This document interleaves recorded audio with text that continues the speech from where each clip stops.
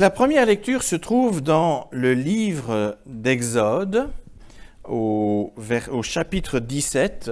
Au chapitre 16, il y avait la manne, donc le don de ce pain du ciel. Et puis le chapitre 17, donc finalement Israël venait de recevoir un fameux cadeau, venait de recevoir à manger. Mais au chapitre 17, ça ne se passe pas très bien. Donc je vais lire Exode 17, 1 à 7. Sur l'ordre du Seigneur, toute la communauté d'Israël quitta le désert de Sin et se rendit par étapes à Réphidim, où ils installèrent leur camp. Ils n'y trouvèrent pas d'eau à boire, de sorte qu'ils cherchèrent querelle à Moïse et dirent « Donne-nous de l'eau à boire !» Moïse leur demanda « Pourquoi me cherchez-vous querelle ?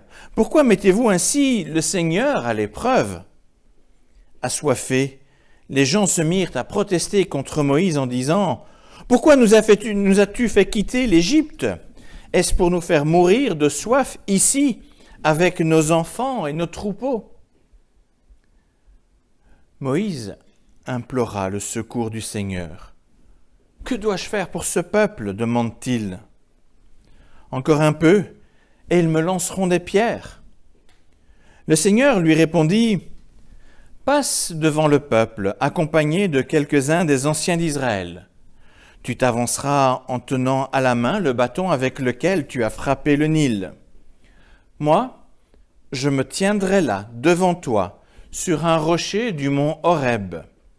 Tu frapperas ce rocher, il en sortira de l'eau, et les gens pourront boire. » Moïse obéit à cet ordre sous le regard des anciens. On a appelé cet endroit Massa et Mériba, ce qui signifie épreuve et querelle, parce que les Israélites avaient cherché querelle à Moïse et avaient mis le Seigneur à l'épreuve en disant « Le Seigneur est-il parmi nous, oui ou non ?»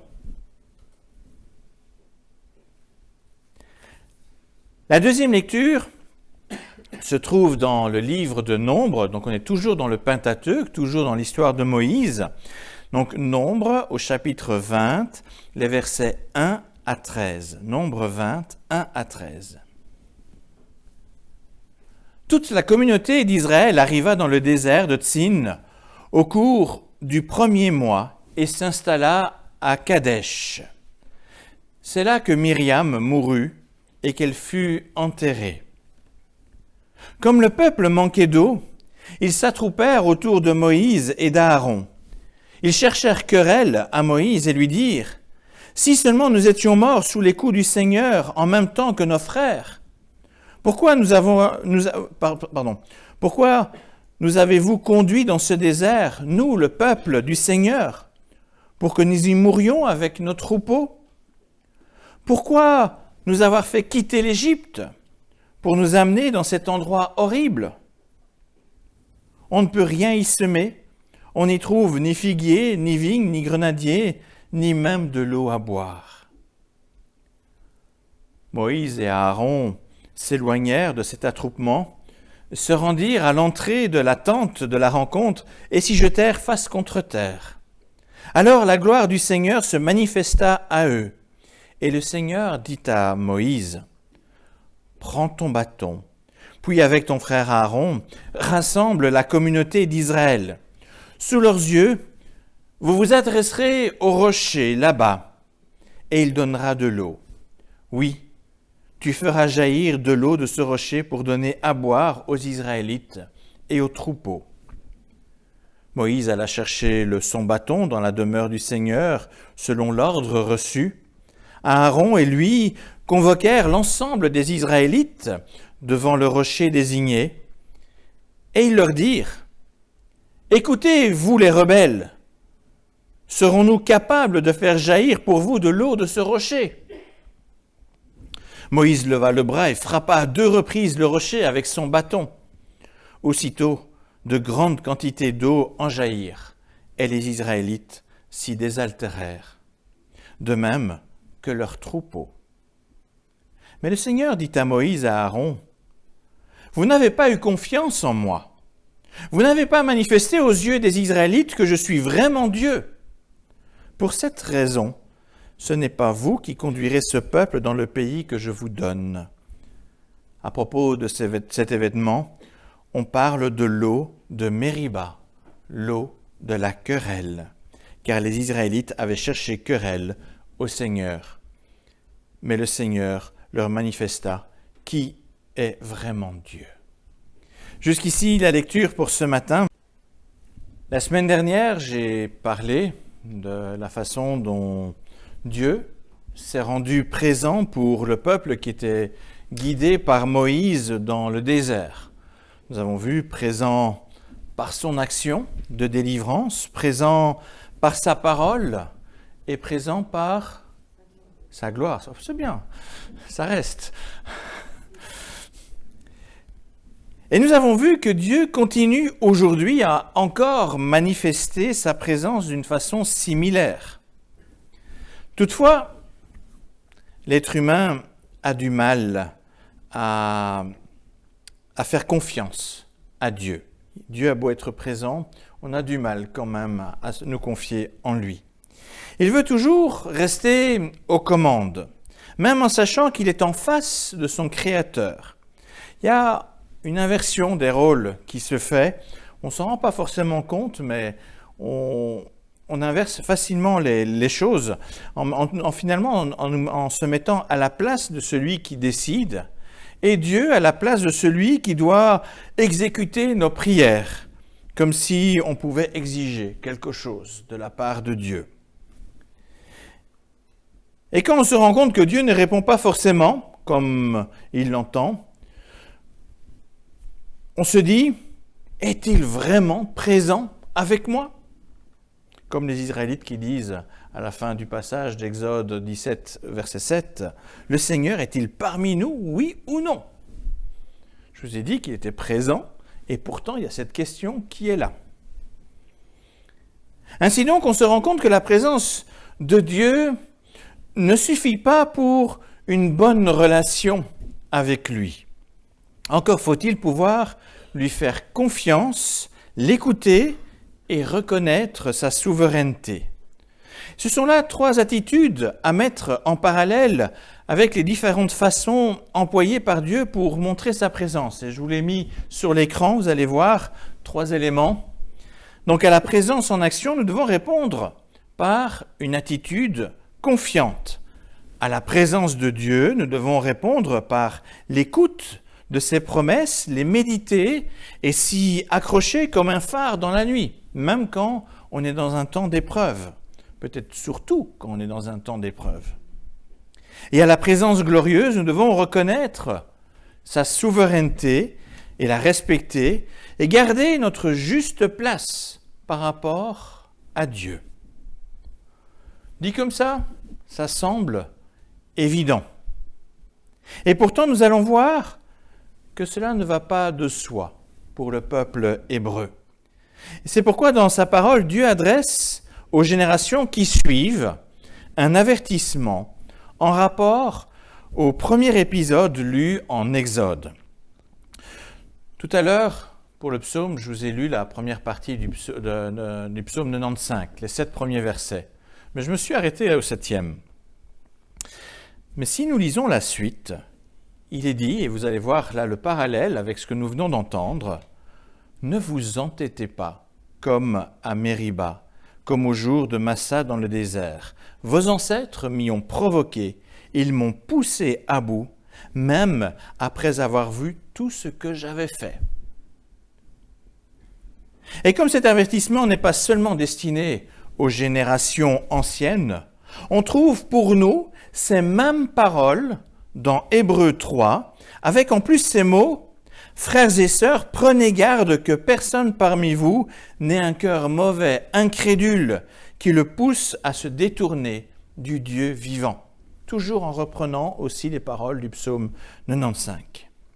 Alors je souhaite que ces paroles puissent encore résonner aujourd'hui, non pour nous faire peur, mais avec, comme l'indique la suite du passage, en fait, dans l'épître aux Hébreux, vous pouvez le lire, Hébreux 3 et 4, il y a dans la suite la promesse qu'il reste toujours un lieu promis, un lieu, littéralement un lieu de repos, dans lequel Jésus attend ceux qui auront pu rester fidèles et lui faire confiance. Et pour que cet appel résonne encore d'une façon particulière ce matin, je vous propose de nous intéresser plus en détail aux 2 épisodes qui nous parlent de l'eau sortant du rocher pour étancher la soif du peuple dans le désert. Alors plusieurs exégètes ont vu dans le récit de Nombre 20, le 2e que j'ai lu, une réécriture tardive du récit d'Exode 17. Et il est vrai que les similitudes entre ces récits est assez troublante. Pourtant, je vous ai dit, on peut faire le jeu de la différence, il y a des différences entre les deux. L'un se situe peu après la sortie d'Égypte, l'autre en fait se situe 40 ans plus tard, après 40 ans de pèlerinage dans le désert. Une deuxième différence, la consigne de Dieu pour le premier et le second sont différentes. Troisièmement, le premier récit évoque un seul coup de bâton sur le rocher par Moïse, le second, 2 coups. Ensuite, l'attitude de Moïse et Aaron diffère aussi entre les 2 récits. Par ailleurs, les lieux sont différents. Et même si dans les 2 cas, il est question du nom de Mériba, qui signifie querelle, dans le premier cas, c'est le lieu qui porte ce nom. Dans le deuxième cas, ce n'est pas le lieu, c'est l'eau. Et finalement, dans le premier cas, Dieu ne reproche rien à Moïse, mais bien dans le second cas. Il me semble en fait que c'est justement dans les différences, et je vous en ai cité une série, il y en a d'autres, mais c'est vraiment dans ces différences qu'on trouve un message de Dieu qui doit être entendu encore aujourd'hui. Et c'est ce que j'aimerais vous faire découvrir aujourd'hui. En Deutéronome 8.2, un autre livre du Pentateuque, nous apprenons que Dieu a volontairement mis à l'épreuve son peuple et l'a humilié, pour reprendre la traduction littérale. Alors entendez par là, dans ce contexte, quand on parle d'humiliation du peuple, que Dieu a permis que les Hébreux soient privés de l'essentiel, l'eau, la nourriture, la sécurité. L'objectif de cette épreuve que vivaient les Israélites est double. Révéler ce que les membres du peuple ont vraiment dans leur cœur. Qu'est-ce qu'ils pensent vraiment? Est-ce que leurs actions vont être vraiment Dieu veut vraiment voir si leurs actions vont être le prolongement d'une confiance réelle du cœur. Et deuxièmement, il veut leur apprendre qui est Dieu afin de mieux lui faire confiance dans la suite. Et si nous lisons un peu plus loin en Deutéronome 8, au verset 16, donc j'ai lu le verset 2, là on peut aller voir le verset 16, il est précisé que Dieu désire aussi faire du bien après l'épreuve. Donc c'est pas seulement dire Dieu nous met à l'épreuve, mais c'est aussi, dans le même chapitre, il dit Dieu veut nous faire du bien. Mais que nous révèle Exode 17? Le peuple est oublieux de ce que Dieu a accompli quelques semaines auparavant, et même parfois quelques jours avant. Je vous ai dit, le chapitre d'avant, c'était la manne quand même qui avait été donnée. Et le peuple s'en prend avec force à Moïse. Il est évident que le niveau de confiance à l'égard de l'Éternel est à 0. Peut-être faut-il plus de temps pour que ce peuple comprenne. Boire tous les jours à la source donnée par Dieu et manger la manne venue du ciel pendant 40 ans devrait convaincre le peuple de la fidèle bienveillance de Dieu. Pourtant, 40 ans après, la nouvelle génération, c'est assez surprenant, Mais la nouvelle génération reproduit exactement la même erreur que leurs parents. Et à leur tour, ils s'en prennent à Moïse, car ils doutent de Dieu. Ni les actes incroyables du passé accomplis par Dieu, ni sa bienveillance quotidienne ne sont pris en considération par ce peuple pour avoir confiance, obéir et respecter Dieu. L'épreuve montre que les cœurs des Hébreux sont toujours en querelle contre Dieu, d'où le nom Mériba qui apparaît à 2 reprises. Et cette querelle contre Dieu avait valu à la première génération de ne pas pouvoir entrer dans la terre promise. Oui, le manque de confiance envers Dieu et se moquer de ce qu'il a accompli entraînent des conséquences. L'avertissement du psaume 95 est donc pertinent pour chaque génération, tout en rappelant le bien que Dieu veut offrir, à savoir le repos dans un lieu préparé et offert par Dieu. Mais allons un peu plus loin dans le 2e récit, en regardant à présent ces 2 événements, mais du point de vue du prophète Moïse.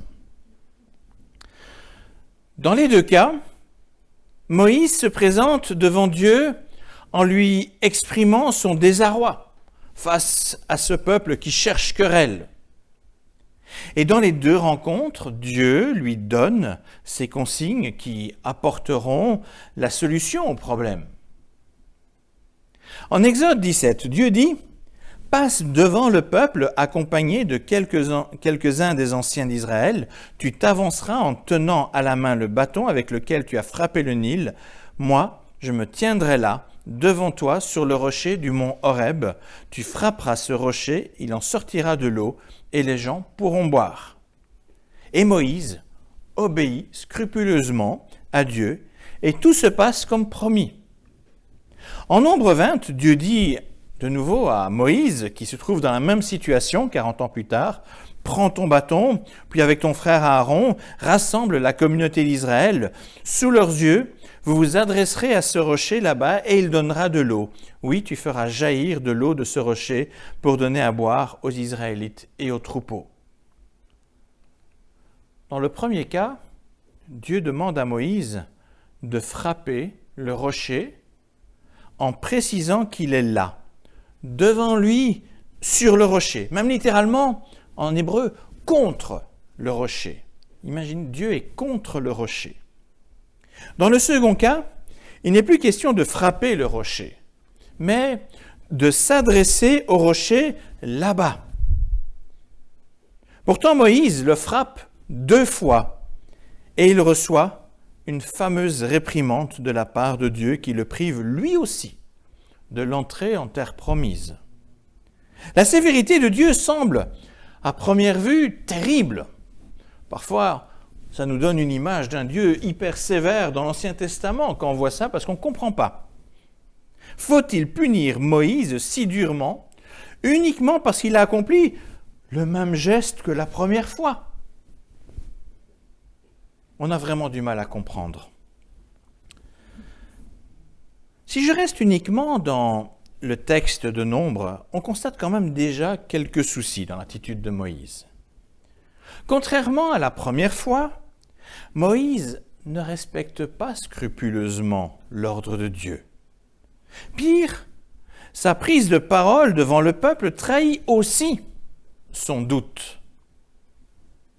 Il regarde la situation non pas du point de vue de Dieu qui vient de lui donner, avec qui il vient de parler, mais de son point de vue, et non du point de vue de Dieu. En parlant pour lui et son frère Aaron, il dit « Serons-nous capables de faire jaillir pour vous de l'eau de ce rocher ?» Et les 2 coups de bâton sur le rocher ressemblent davantage à un geste de colère, et non pas un geste qui est une imitation de celui accompli 40 ans auparavant. S'il s'agissait simplement d'un malentendu entre Dieu et Moïse, Moïse aurait donné un coup, comme par le passé. Peut-être qu'il n'avait pas bien compris, et voilà. Non, là, 2 coups, c'est pas la même chose. Il semble donc que la longue pérégrination dans le désert pendant 40 ans a aussi affecté la confiance de Moïse et provoqué une forme de lassitude malgré l'intimité particulière qu'il a avec Dieu. Rappelez-vous, on dit de Moïse qu'il allait dans la tente et il parle face à face avec Dieu. Et juste avant cet événement, il est encore face à face avec Aaron devant Dieu. La réaction stricte de Dieu envers un tel vieil homme semble encore pourtant difficile à comprendre. Si je ne regarde que ça, de nos yeux, on ne comprend toujours pas très bien. Toutefois, à mes yeux, les récits bibliques ultérieurs offrent un éclairage complémentaire pour saisir ce qui se joue dans ce récit. Tout d'abord, citons un premier verset que l'on trouve à la fin du Pentateuque, avec le récit de la mort de Moïse. C'est en Deutéronome, au chapitre 34, verset 10. Donc, après l'épisode de Nombre 20, nous lisons ceci. « En Israël, il n'y a plus jamais eu de prophète semblable à Moïse. Le Seigneur s'entretenait face à face avec lui. » Et ça, vous ne trouverez ça nulle part ailleurs pour un autre prophète, si ce n'est le Christ.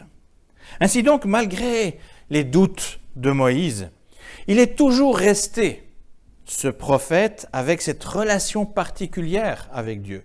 Oui, il y a eu un moment de faiblesse, il a manqué de confiance, mais Dieu n'a pas rejeté Moïse, puisqu'il apparaît aux disciples avec Jésus sur la montagne de la Transfiguration. C'est un signe quand même qu'il n'y a pas une rupture de communion avec Dieu. Un deuxième texte retient également mon attention dans le Nouveau Testament. Un extrait dans 1 Corinthiens, cité partiellement au début du culte. En parlant du peuple hébreu qui était dans le désert avec Moïse, l'apôtre Paul révèle ceci. « Dans la nuée et dans la mer, ils ont tous été baptisés en communion avec Moïse. Ils ont tous mangé de la même nourriture spirituelle et ils ont tous bu la même boisson spirituelle. Ils buvaient en effet au rocher spirituel qui les accompagnait et ce rocher était Christ. Pourtant, la plupart d'entre eux ne furent pas agréables à Dieu et c'est pourquoi ils tombèrent morts dans le désert. » Paul propose là un parallèle, alors en théologie on va dire un parallèle typologique, c'est-à-dire qu'il reprend quelque chose qui s'est passé, qui a été vécu quelque part dans la chair du peuple, pour le mettre en parallèle avec une réalité spirituelle plus grande. Mais donc Paul propose là un parallèle typologique entre le rocher duquel a jailli l'eau et le Christ.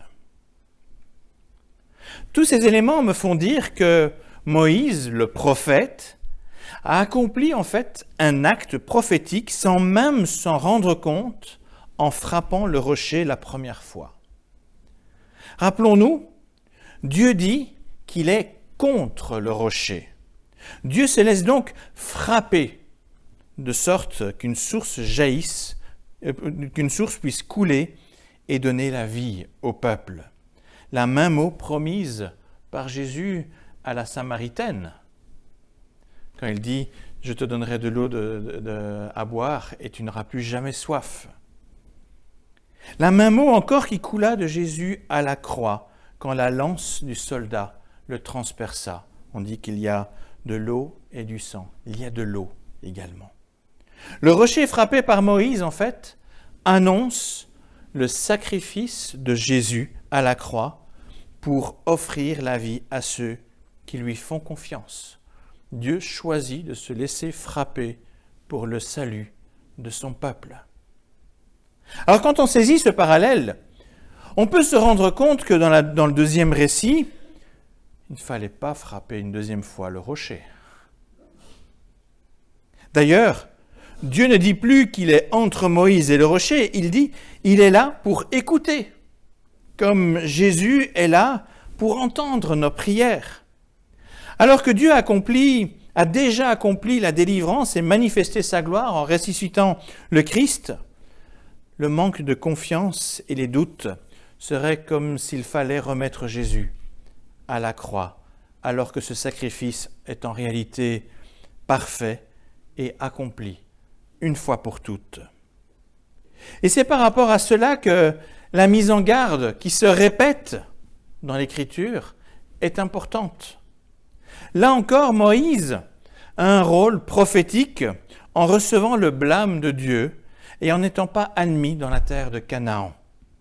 Ce qu'il vit pour lui, en fait, annonce ce qui peut arriver pour ceux qui se moquent de la présence de Dieu en action, en parole et en gloire. La mise en garde est sérieuse. Certes, l'Épître aux Hébreux nous dit que l'entrée dans le lieu de repos est toujours possible. Le royaume des cieux est toujours accessible. Mais la leçon reçue par Moïse nous invite à ne pas prendre à la légère le sacrifice accompli par le Christ et les promesses qui en découlent. Sa présence imméritée à nos côtés implique de notre part une attitude adéquate. Ne pas oublier la réalité de la croix et garder confiance en Christ, même dans les temps difficiles ou les épreuves où nous perdons pied. Deuxièmement, rester à l'écoute de sa parole et continuer à prendre au sérieux, à la prendre au sérieux et en cherchant à vivre cette parole de tout notre cœur. Et troisièmement, toujours reconnaître la gloire de Dieu dans la souveraineté du Christ, en lui montrant notre profond respect et en lui donnant toujours la première place. Même si on est pris parfois par des doutes, Dieu reste souverain et nous devons rester à notre place en apprenant à lui faire confiance. Dans le désert, pendant 40 ans, Dieu a permis que son peuple soit dans l'épreuve afin de rendre visible leur attachement réel et aussi pour affermir leur foi. Nous avons aussi dans notre vie des périodes où rien ne semble se passer, comme si nous étions dans ces 40 ans de pérégrination. Le temps d'attente, de retour glorieux de Christ, est aussi un temps de pérégrination, une sorte de temps d'épreuve, un temps où Dieu veut voir ce que nous avons vraiment dans le cœur. Mais même si ce temps semble usant, cela ne signifie pas que Dieu est loin de nous. Il désire aussi que les yeux de notre cœur puissent percevoir sa présence fidèle, même dans les petites choses. Si l'eau jaillissante devient calme après un temps, la source continue à couler. La rivière est peut-être calme, mais ça continue à couler. Le jour viendra où nous serons à notre tour aux portes du royaume promis, comme Israël n'était pas loin de l'entrée du pays de Canaan. De diverses manières, à commencer avec le prophète Moïse, Dieu rappelle la mise en garde, afin que nous soyons trouvés prêts pour le retour du Christ, avec un cœur qui résolument s'attend au Seigneur et avec une grande confiance dans son salut. Je laisserai à Jacques le mot de la fin qui écrit au tout début de son épître. Mes frères et sœurs, considérez-vous comme très heureux quand vous avez à passer par toutes sortes d'épreuves, car vous le savez, si votre foi résiste à l'épreuve, celle-ci produit la persévérance. Mais veillez à ce que votre persévérance tienne jusqu'au bout, afin que vous soyez parfaits, sans défaut, et qu'il ne vous manque de rien. À Dieu soit la gloire, maintenant et pour l'éternité. Amen.